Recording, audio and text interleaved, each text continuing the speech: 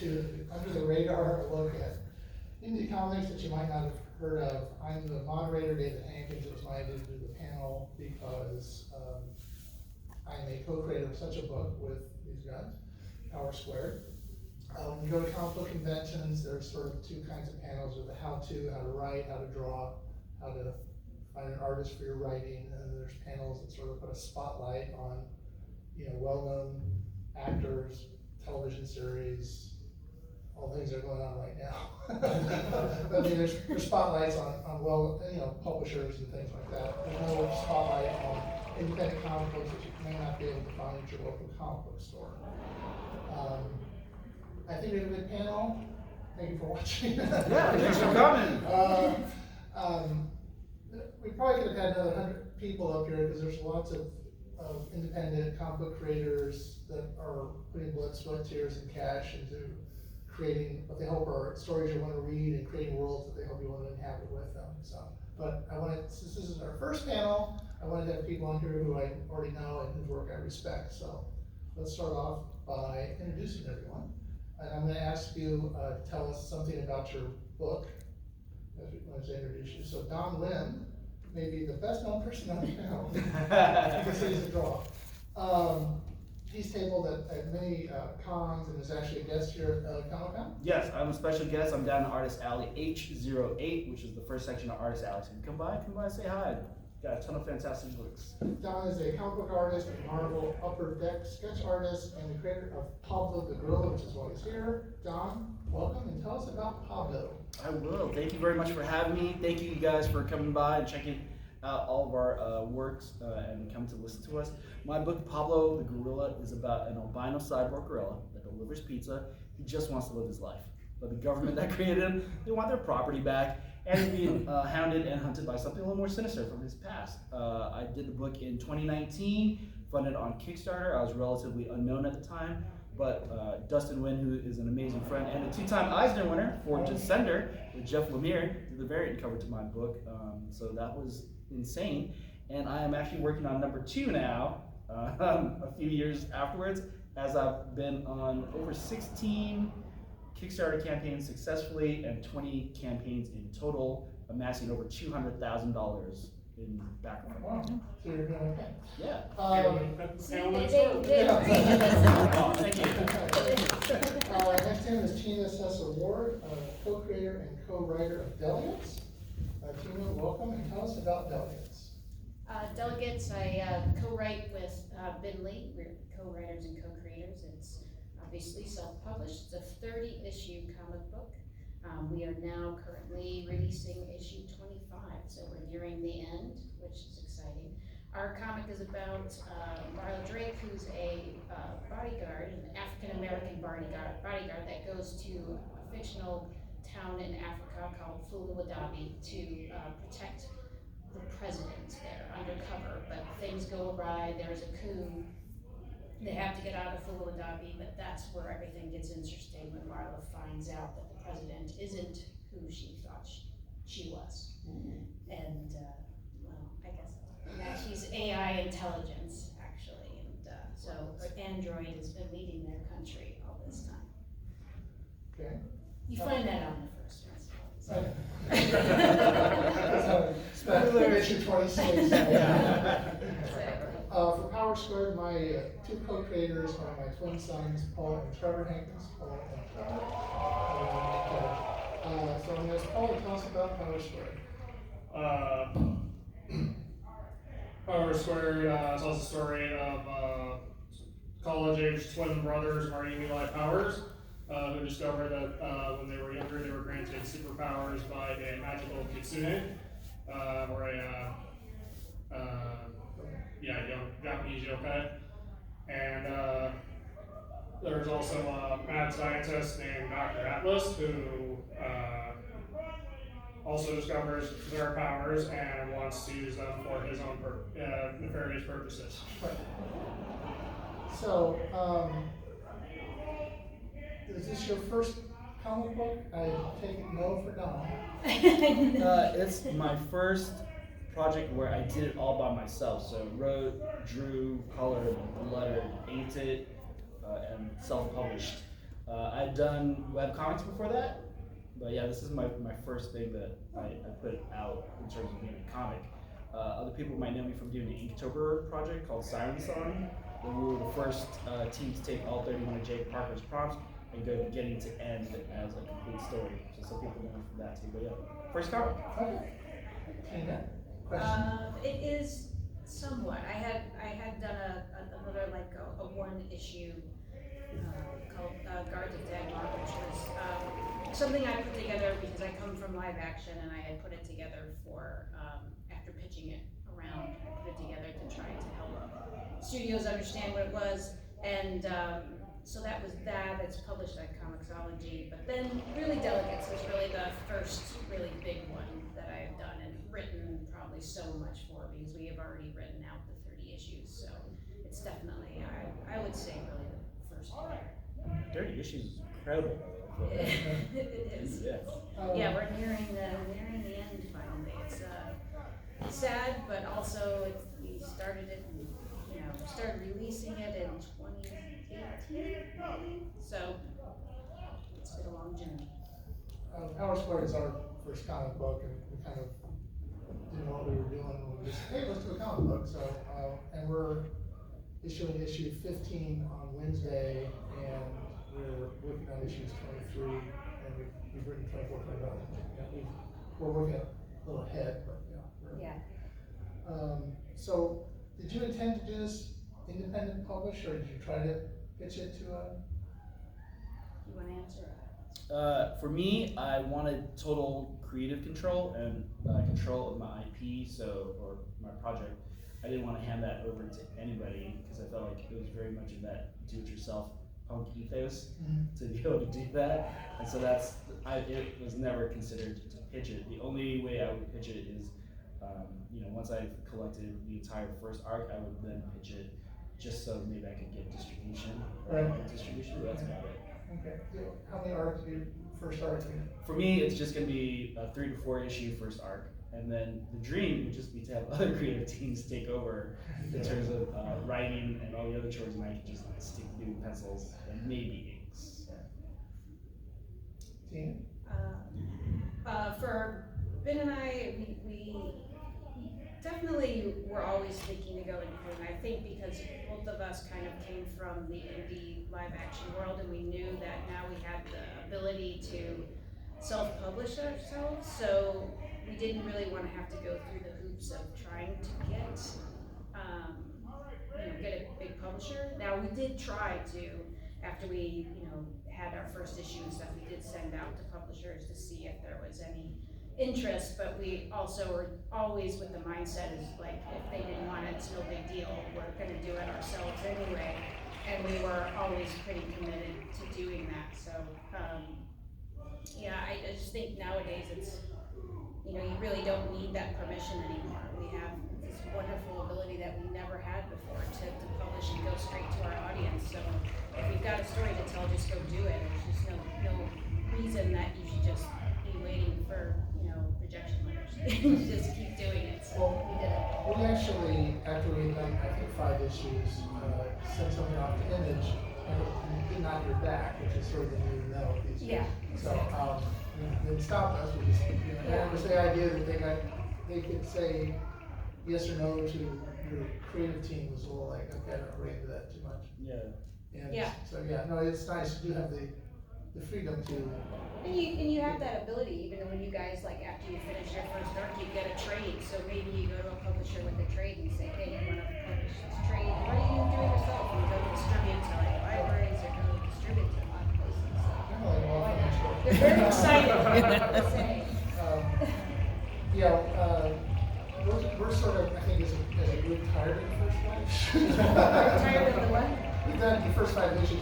We put out I hear you. a graphic novel once on our own, and through Artith Merrick. Yep. It's the same 5, which we went back and kind of rewrote some of the stuff to make it new.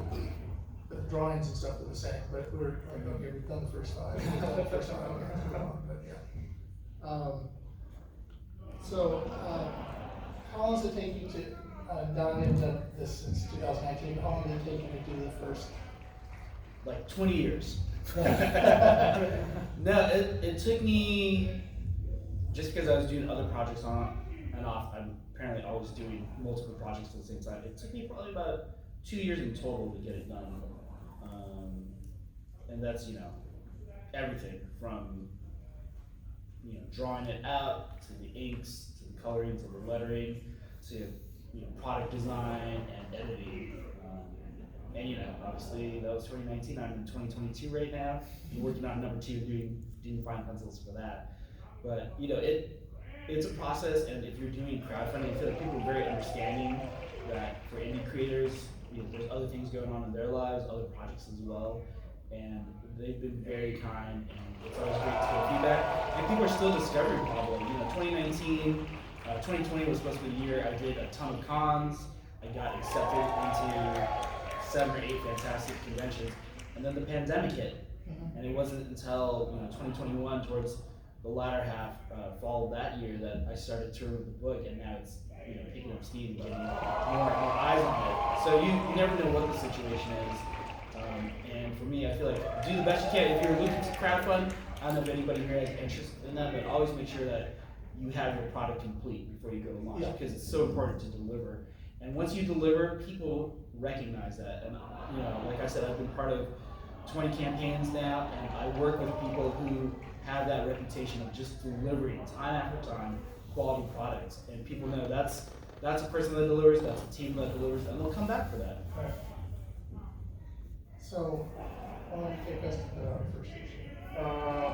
From concept to publishing the first issue, it took like 6 years, but part of that was we had to find the right artist and colorist, and that was a lengthy process. Yeah, we went to a couple of, did we meet you at a comic creator connection? Yes, Yeah.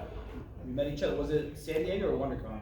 Probably had to be San Diego, because Yeah. when we went to WonderCon, nobody there was, they were all like, not really prepared. Yeah. And I imagine you would be Yeah. prepared, but they were all like, That's right, because you guys came to my signing at the Geekscape booth Right. afterwards and hung out for a little bit. Right. Yeah. Yeah. Did you guys find your colorist and your letter and your creative team at the Creator Connection? No, we went 4 times. It's sort of like speed dating. You got like 3 minutes to show your stuff and 3 minutes to look at the artist. And there's more artists than writers.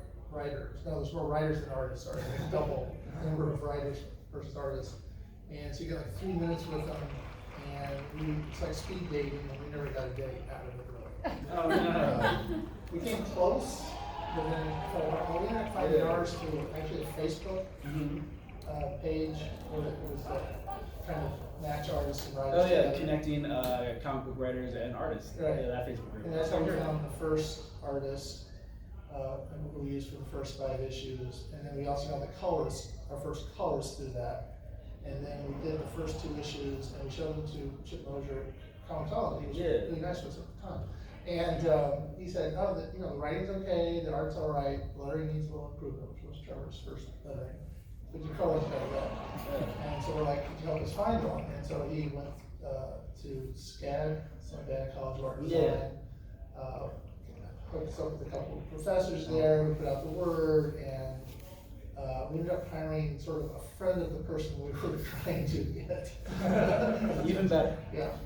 And then he did the first 2 issues and decided, I started to feel like we were discouraging colorists for a while, because he did 2 issues and decided he didn't want to color anymore, wanted to do something else. And so he put us in touch with his friend, Paige Redbird, and she did 3 issues and said, I don't really want to color anymore. Yeah, and then, we decided after the first 5 issues that we wanted to sort of change the artist. Yeah. And so Paige helped put us in touch with SCAD, and we found Rachel Wells there, and she was our artist up through 23. She's going to leave us at the end of the year. And then the colorist, we found Nina Gaylord through SCAD, and she worked on until issue from 6 to 12. And then the 13 we found Julia Cannon, who's sort of a friend of a friend, sort of local. And she's been doing it since. We're hoping that Julia will take over as the artist in the new year. Still working on that. Well, the books look great. Well, thank you.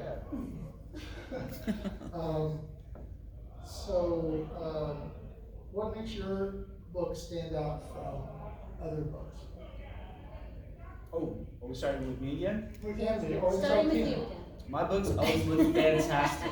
I try my best in terms of production design to make sure that the money that you pay for an independent book matches up to any major publisher. So if you come and check out this comic, you'll see that the paper quality is high, the production design is high. And if you come down and look at my other books, you'll notice the same thing. Every project I'm on, I want to make sure it's a quality book and people get what they pay for, if not more. I believe in packing and value. Okay, so but from a story point of view, what is unique about? I believe cyborg gorillas are very common in comic books. The thing that sets mine apart is that he just wants to live his life, and he's using it for like the most mundane thing. He's not out there just wrecking things and destroying things. He just kind of wants to fit in, and ultimately the thematic of that is growing up. I'm the first generation born here in this country. My family immigrated during the Vietnam War, and it's always been a matter of trying to fit in to this country. And so we have a very different perspective of what it is to fit in and how it is to fit in. And I feel like a lot of Asian cultures also experience that thing, where it's like you don't want to stand out all the time, but you want to be of service and help. And so I feel like I've worked some of that into the story as well. Okay. And he delivers pizza. How many Yeah. cyborg gorillas you see out there just delivering pizza? What does he do with the tips? No. Tina, tell us what's unique about Delegates. Are you an AI? Yes, Yeah. I mean, Delegates for us is unique. It's sci-fi. What our main kind of objective with Delegates 2 was to make sure that our delegates, Amina, and you'll find out there are others, that we stayed away from the idea of the sentient AI, that she'll never have feelings, she'll never do things because she wants power or anything. We really wanted to go at it from if this was a real computer, them making these decisions, would we be better off than having an actual human lead us? And so she's always learning, she's always changing her thoughts, but there's but it's never out of she's not the Terminator, she's not any of the usual AI that we see. She really is just strictly a computer. So it's about the people around her more so than her herself. So it's really about the people that put her in power. What do they want?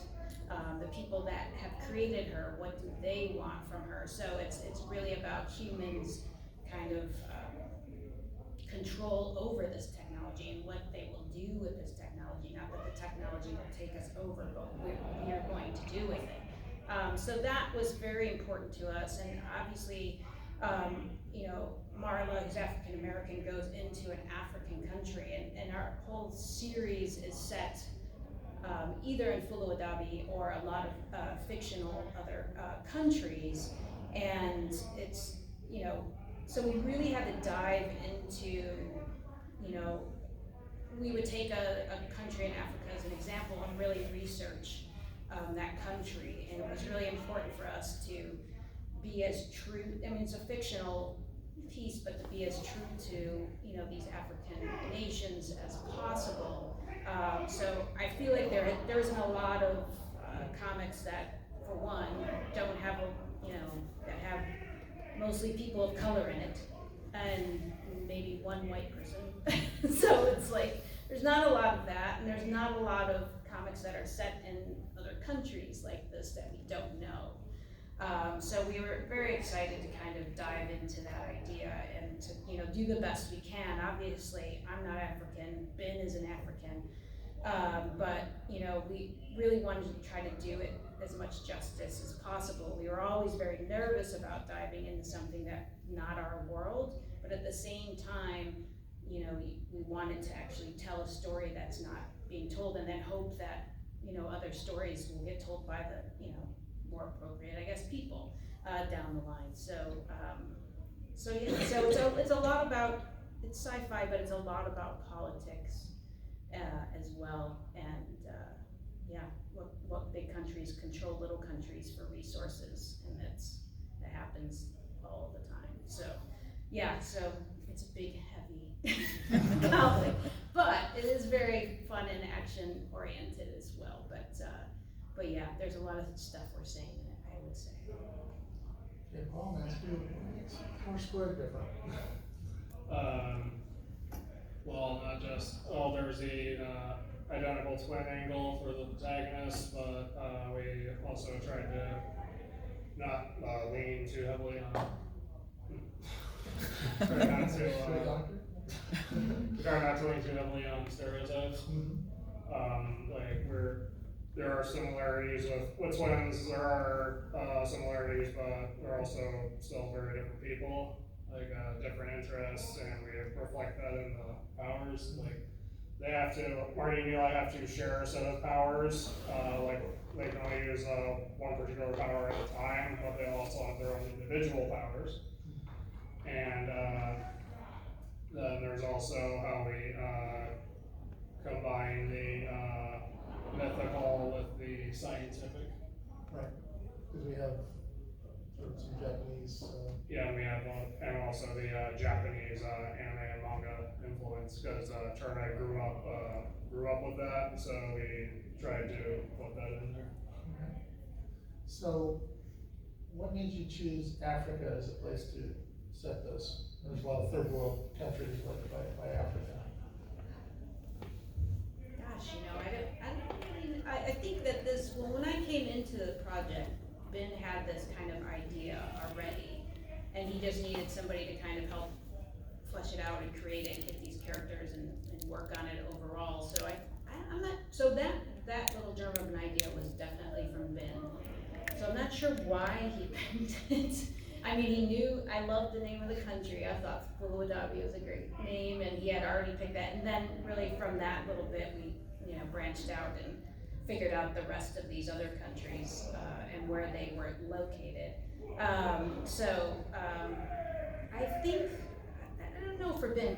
Ben will say though that it's funny because he loved Star Trek, so he loved this idea of having these core group of people kind of travel around and stuff. And so that was kind of his little tiny germ of an idea. So we have our core people, and then we just kind of put all this other stuff on top of it. So it's like, it was the idea of him wanting to do some kind of Star Trek type of thing that turned into us turning it into something, much bigger than that. But it was also it is about resources and why these androids are put into power by these other countries, and that's, countries take over other countries for resources. So it seemed, Africa in particular has Colton, and because we all use our phones and everything, and that's a big thing. So I think that was really what we hit on, and then kind of looked and thought of other countries that also are small and have resources as well. So hopefully that's the answer. That a lot of sense, especially with everything happening right now. Yeah. So, Don, what universe is Pablo in? Is it? Oh, that's the other thing that's different. It's Pablo delivers pizza in Los Angeles, so it's about Los Angeles pizza. It's very much LA based. Is there an LA pizza? LA pizza is just, people complain about pizza here. They move a lot from the East Coast. There is fantastic pizza out here. There is good pizza. Yeah, really good pizza. I lived in New York for almost 20 years, and I did not like New York pizza. So I'm like the only New Yorker that would be like, I hate this pizza. So, I'm happy that he's delivering LA pizza. My first experience with New York pizza was many years ago, before Yelp. I had a coworker from New York tell me to go to Ray's Pizza. What she failed to tell me was there was like 7 Ray's Pizza, yes. and only 2 of them were good. Yes. And back then the internet did not tell me which 2 were good, and I was like, man, New York pizza is trash. Thankfully, I had a friend who lived in the East Village, and she eventually took me to a fantastic pizza place, but I was like, why didn't we just do this from the beginning? Yeah, because Ray's has that dollar slice, and that's why everybody's all about the dollar. And I will tell you, living in New York and being poor most of the time, that the dollar slice is very handy. Dollar slices are great. I'm not gonna complain about dollar slices, but yeah, still bad. we get a bad rap out here, and I just wanted to shine a light. So through the comic, the pizza joint that I modeled it after is called Coop Pizza. It's right in Palms, north of downtown Culver City. And it was a place that I could just walk to. It's literally a block from my apartment. And they're still there. They have fantastic Do they meatball know subs that and they're pizza. Oh. Do they know that they're? They don't. I was told that. It's just my kept secret, and just to get you guys to go visit if you're happy to be by downtown Culver City. Nice. I live near there. What street is it on? It's on Palms and Exposition. It's in this weird little strip mall that's a liquor store. There used to be like a rotisserie meat place, a butcher shop right next to them. And then there's like a place that has post office boxes that you can rent. Sounds great. Where is Power Square set? Well, Power Squared, a lot of the action takes place in and around, sorry, let me back up a little. Where you like go to, or in community college, so it's mostly in and around the school of San Romero Community College. We picked the name San Romero because Trevor and I were playing Lollipop Chainsaw at the time. And that was directed by Suda 51 and written by James Gunn. So that took place in San Romero High School, which was named after Romero. It was an homage to him, since it was a zombie game. But we liked the name, so we used it for, Don't tell anybody.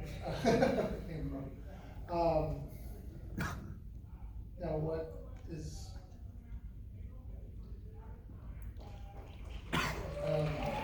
what goes on? We also branded things for the San Marino Community College, that's what I was trying to get to.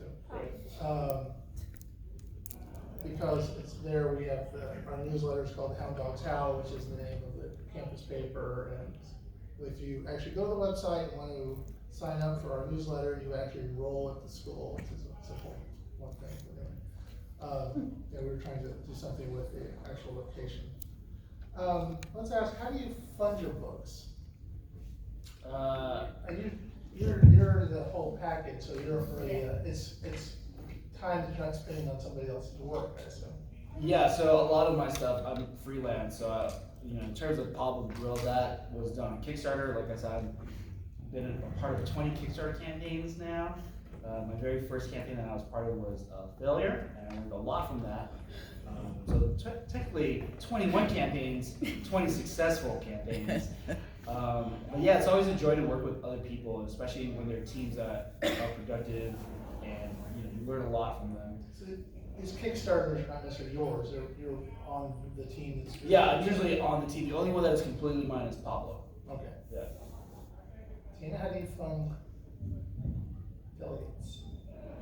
Well, we have my co-creator called Ben Lee, and he's basically funded it from the get-go. He was very determined that he wanted to do something, and this is what he wanted to do, even if it was the only thing he ever got to create. I mean, he had done an indie film before this, but he just decided, you know what, this is the only thing that I get to write and be out in the world, and I'm going to do it. And so he was very determined to do, all 30 issues, and everybody is paid on the issues at a fair rate. We have some great artists and have been through the door, and Ben and I wrote this.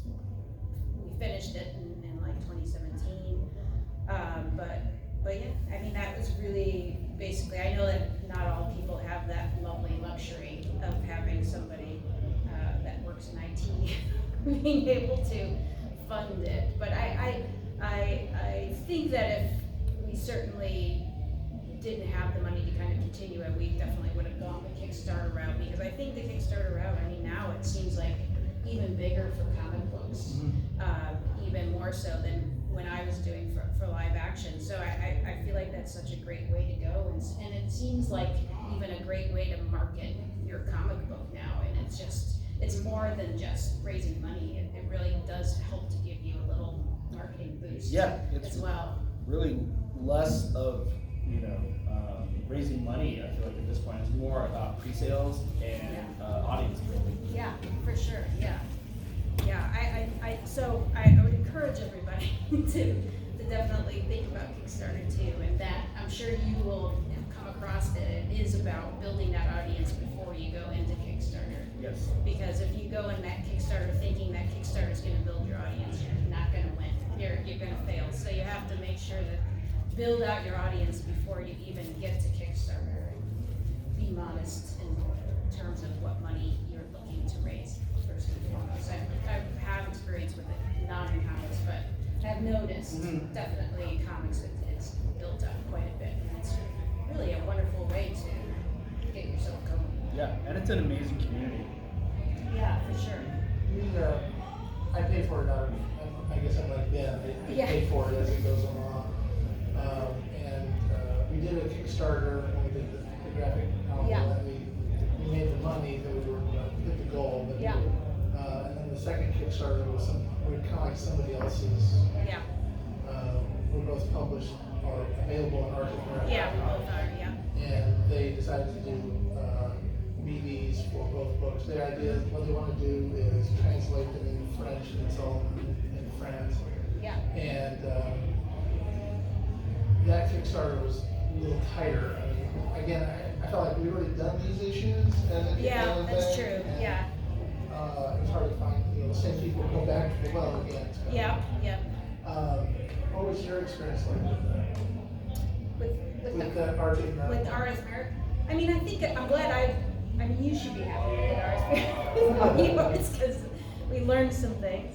I mean, I learned just what I always learn. I mean, they're fantastic, and they did such a beautiful job with like the graphics and all that. But it really is so important to like always continue to push, and we met our goal pretty quickly. And then we wanted to have stretch goals to make it past that, to do other things, but there wasn't anything of like that put in place, which I think ended up hurting the overall campaign. I mean, we raised what we wanted to, but I think there's always that expectation for them to raise past the goal.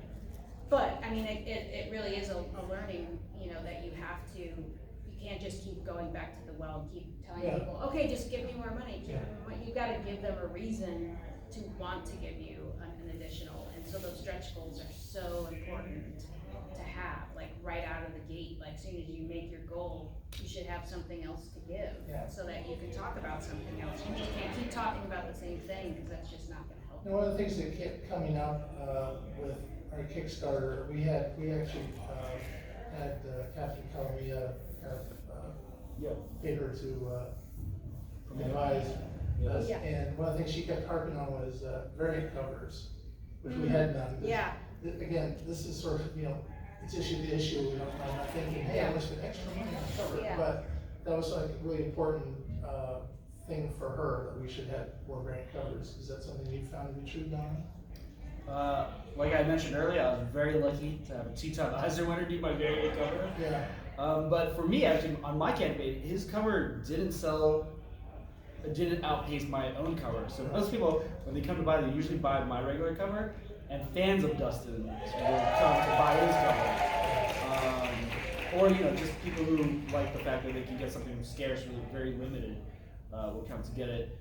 But there are campaigns that bank on variant covers, and that's all fine and good. But some campaigns will overdo it. So having like one or two is fantastic. But I think when you have like 20, it can get overwhelming for people. I've seen those. Yeah. Like, wow. There have been some that are like 10 variant covers, and you're like, that's too many. Yeah. Well, I think it's weird too is when you can put the person on the. There's some people that I'm like, wow, they ain't the artists who do that again. But anyway, you can have yourself put on the cover. Or, that's always fun. But the other thing you also have to think about, and if anybody out there is looking to do their own comic or create their own comic and is thinking about crowdfunding, is if you're doing a variant cover, you want somebody who is active in the community and will help promote your project. Yes. So, just having a superstar artist, for example, and Dustin promoted the project, so I love for that as well. But some people just pay a well-known artist a name to do a cover for them, and then that person will not promote. Right. And that leaves you kind of dead in the water. Yeah, and one of the things I always want is our artists to actually talk more about, you know, it's okay to talk about what you're doing, you know, Yeah. feel free, but, you know. So how long does it take you to make an issue of Delegates? Now that you Well, pass the script. it certainly is varied. We have had 3 artists, well, 3 pencils now, and like maybe 3 different colorists and maybe 3 different inkers. 1 letterer the whole time. Thank goodness he's been with us. Taylor Esposito has been with us for this whole time, and he Taylor's fantastic. he's wonderful, and he's been gracious enough to stick with us. And we got a lot of great recommendations from him often for artists. So it would really vary, and it. I don't want to throw anybody under the bus, but there's always one leg of the process. You go from the pencils to the inks to the colors to the letters. Like there's always somebody in there that's the bottleneck, and it's just inevitable, and it'll be someone different, whoever you have lined up.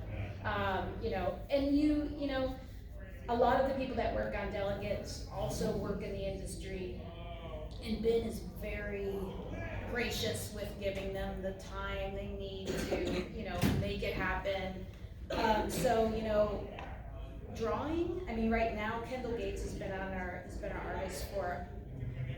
She will have done 3 arcs.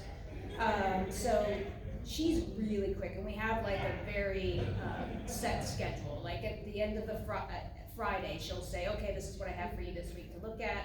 We talk to her on Monday, she makes corrections, or she'll send us more pages, and then that'll go off to Rachel Yu, who is our does inks for us. She's pretty quick and does that as well, so it all, I would say, probably takes all told maybe a month, The whole issue? if not more. I'm being gracious, Wow. I think.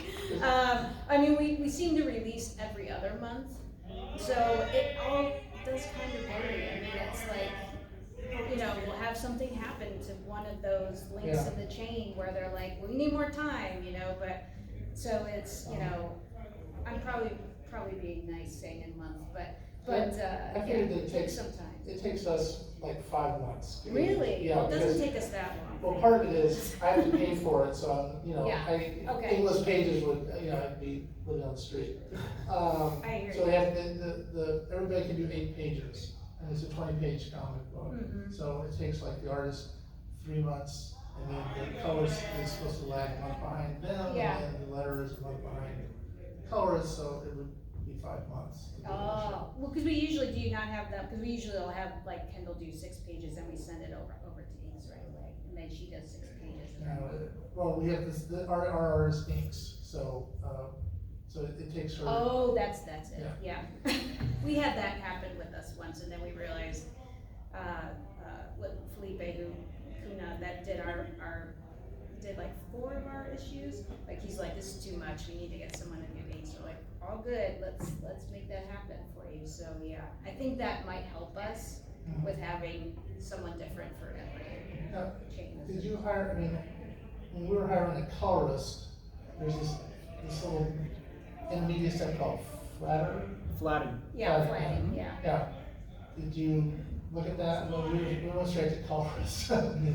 That seemed like an extra little person, I'm sure it's a valid job, but I'm just trying to not pay fortune on it. I think our colorist does that. Yeah, so Yeah. a lot of colors will flat.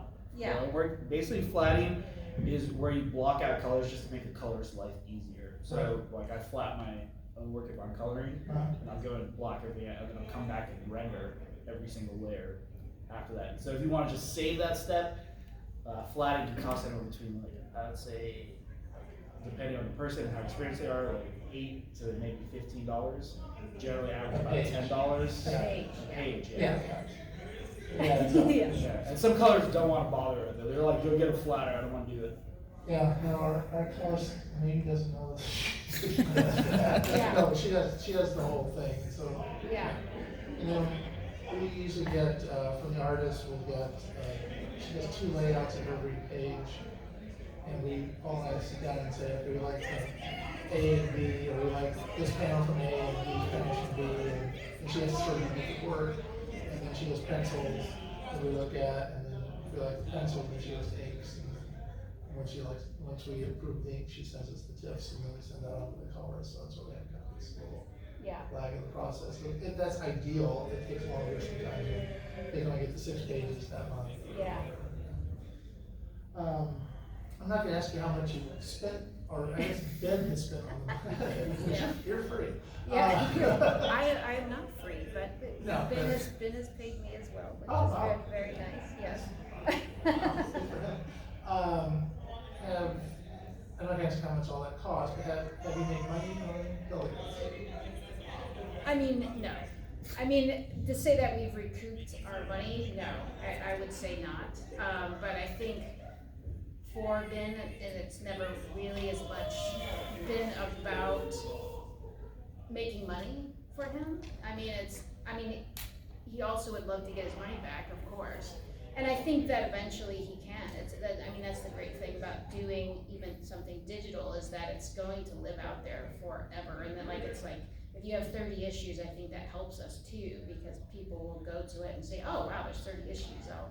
I'll check that out, as opposed to maybe, lesser. But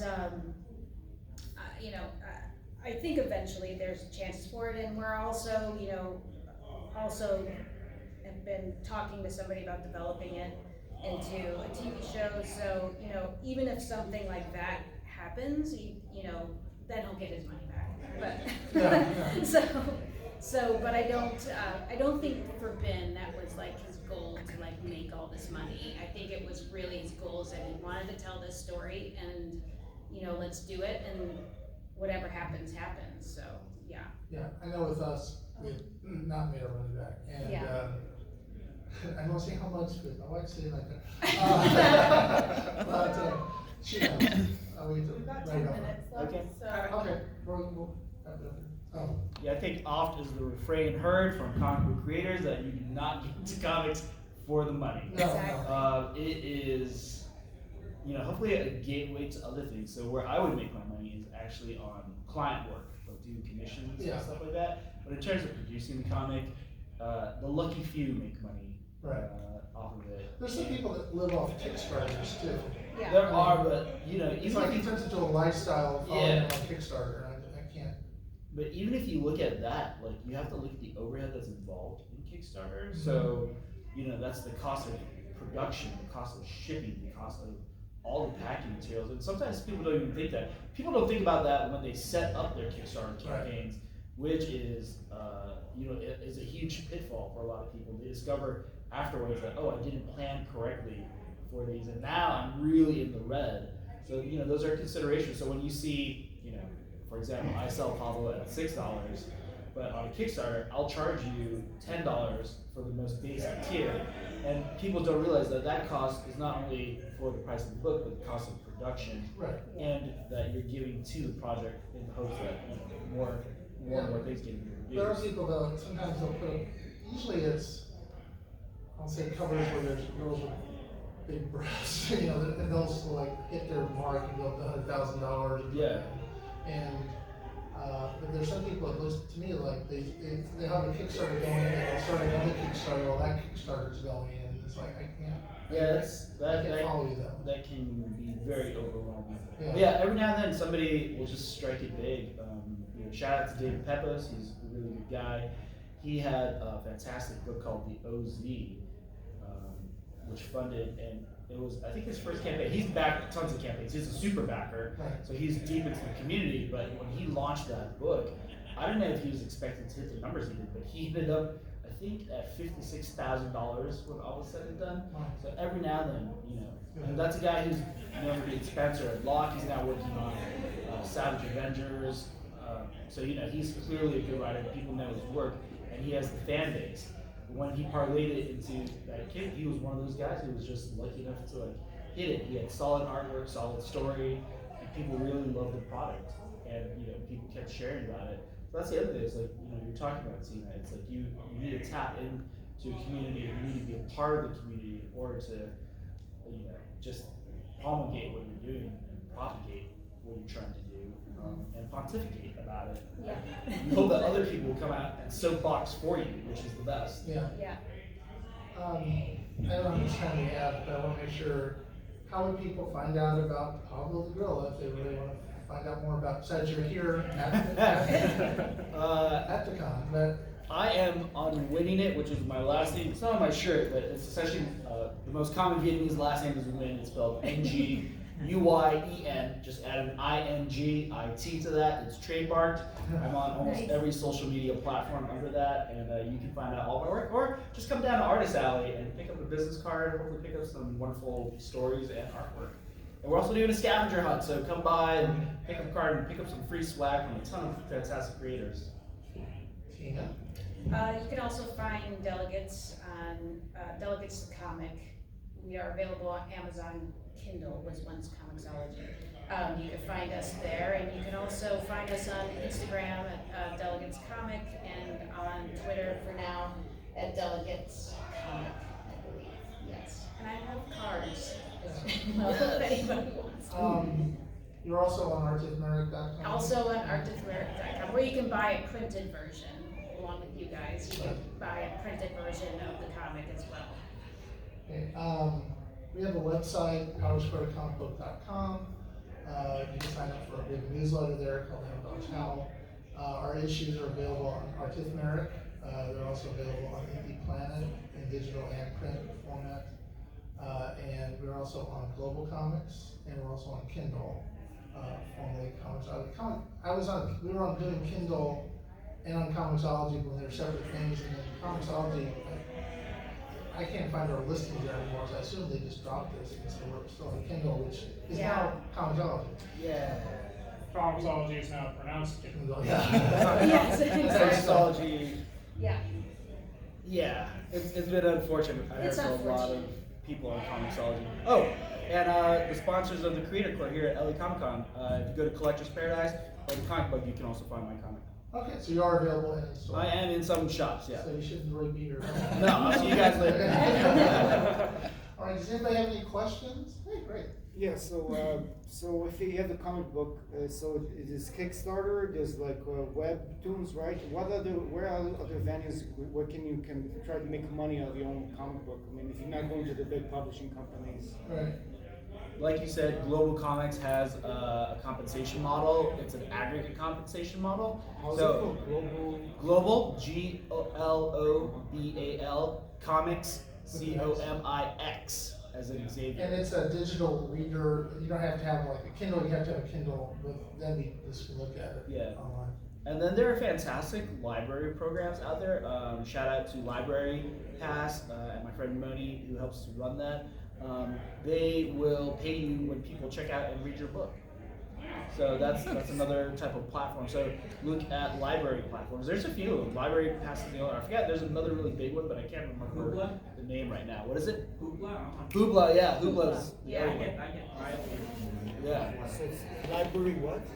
What's that? So it's called library what? Pass. Library Pass. And Hoopla is HOOPLA. So P? HOOPLA. Yeah. And shout out to Randy Ronaldo in the back, comic art professional and society member right there. He has a fantastic comic. You guys should also check out. Speaking of indie comics. Next time he's on a panel, you can talk about it. Yeah. You should get him on this panel next time. Well, I asked you. All right, so anybody else have any questions? Any word of advice for somebody who does everything, the story, the art, the ink, and everything? Don? What advice would you like? Something that keeps me sane. I'm insane, so definitely not the right person to talk to. And also, I brought copies if you're interested in the first issue and the 15th issue, which is coming out on Wednesday. You have to go to if you're interested, and we have business cards as well. So I think we should wrap it up. Yeah. Thank you all for coming. And they'll meet you out in the hallway to pick up some books. And then, yeah, there you go. Thank you guys. Thanks for coming.